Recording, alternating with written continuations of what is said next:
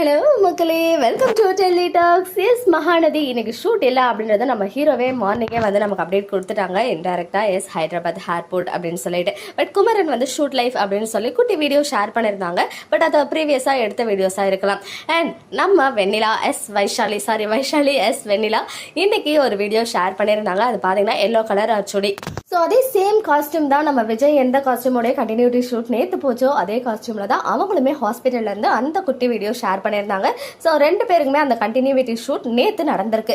இன்னைக்கு ஷூட் இருக்கா அப்படின்ற கேள்விக்கு அவங்களே நோ அப்படின்னு கமெண்ட்ல ஆன்சர் பண்ணியிருக்காங்க.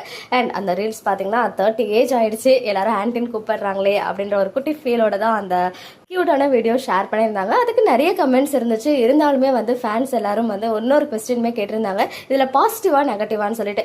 ஆல்ரெடி 2 நாளைக்கு முன்னாடி தான் நமக்கு வந்து எல்லாருக்கும் ஒரு பெரிய ரிலீஃப் கிடைச்சிச்சுன்னு சொல்லியிருந்தேன். பிகாஸ் அந்த கேள்விக்கு அவங்க பாசிட்டிவ் அப்படின்னு வந்து பதில் சொல்லியிருந்தாங்க.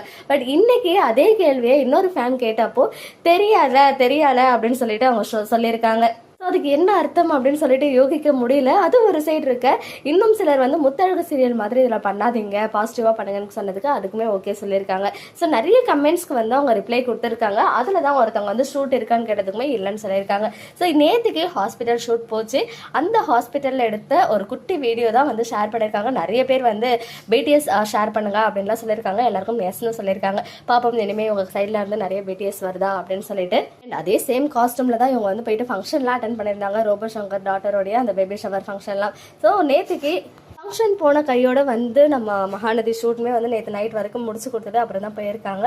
ஸோ அந்த சீன்ஸ் தான் வந்து நாளைக்கு டெலிகாஸ்ட் ஆகும் போல. அதனால தான் ப்ரோமோ வந்து நமக்கு ரெடி பண்ணி கொடுக்கல. நானுமே ப்ரோமோ வரும்னு எதிர்பார்த்தேன். ஃபங்க்ஷன்லாம் முடிச்சுட்டு வந்துட்டேன். பட் இப்போ வரைக்கும் ப்ரோமோ வரல. ஸோ ஒரே குழப்பத்திலேயே இருக்கும். அவங்க பாசிட்டிவா இல்லை நெகட்டிவான்னு சொல்லிட்டு அவங்களுக்கே தெரியாது அப்படின்ற விஷயத்த சொல்லியிருக்காங்க. ஸோ நான் ஆல்ரெடி சொன்ன விஷயம் தான். ஆஸ் ஆஃப் நவ் அவங்களுக்கு இருக்க கேரக்டர் வந்து பாசிட்டிவாக தான் போயிட்டு இருக்கு. அதனால தான் அன்னைக்கு வந்து அவங்க பாசிட்டிவ்னு சொல்லியிருக்காங்க போல. பட் இன் ஃபியூச்சரில் எப்படி சேஞ்ச் ஆகும் அப்படின்றது ஸ்கிரிப்ட் ரைட்டர் கையிலையும் டைரக்டர் கையிலையும் தான் இருக்கு.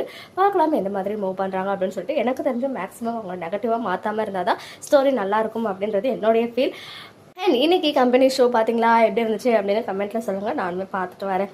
ஓகே மக்களே, நெக்ஸ்ட் வீடியோவில் மீட் பண்றேன். எக்ஸ்க்ளூசிவ் அப்டேட்ஸ்க்கு அதுக்கு நம்ம யூடியூப் சேனலை சப்ஸ்கிரைப் பண்ணிக்கோங்க.